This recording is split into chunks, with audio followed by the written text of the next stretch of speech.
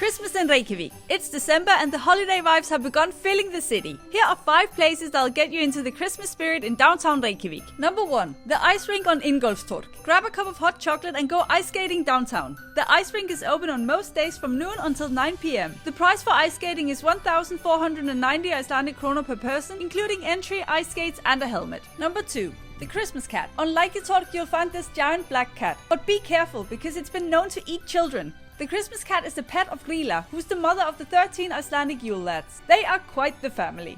Number 3. The Christmas market on Hjartartorg. From 1 to 5 p.m. on Saturdays and Sundays you can check out the little shops on this town square.